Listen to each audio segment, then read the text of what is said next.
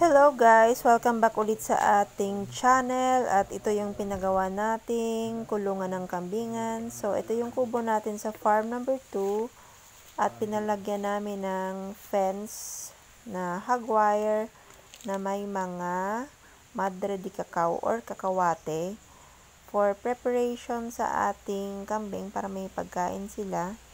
So kapag ready na to ay dadali natin dito yung ating kambing. So ito yung itsura ng ating kulungan.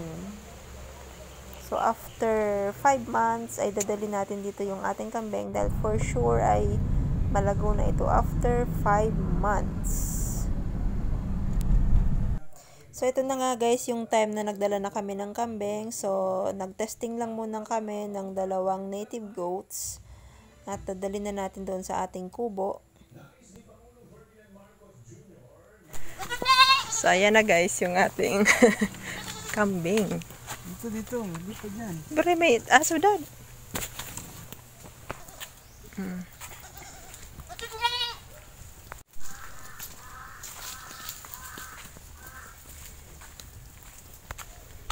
So, pupunta tayo guys sa farm number 2.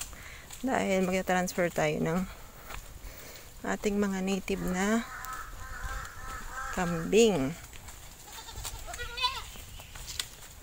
Hello guys, ito yung dati naming kubo. So ayan na yung ating mga kambing.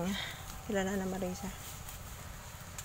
So ito yung kanilang bagong tirahan. Okay po. So, dilinis-linisan natin to guys kasi dito sila sisilong.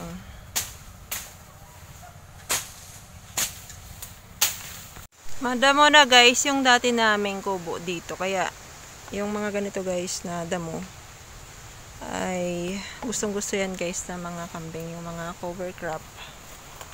So, hahayaan na muna natin dito guys yung ating kambing ng 1 month.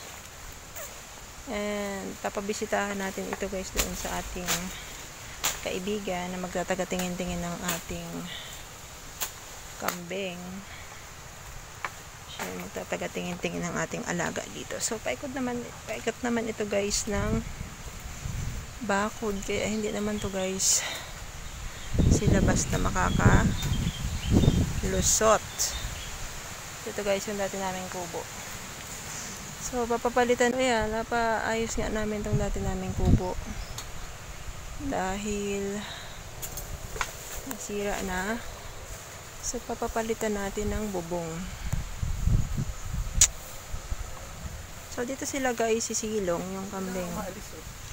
Ito guys yung dalawa. Ayan.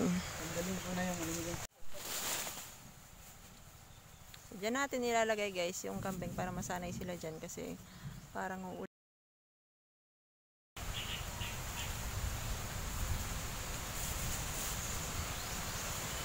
Yan. So yung iba natin na native na na kambing ay dito din natin dadalhin.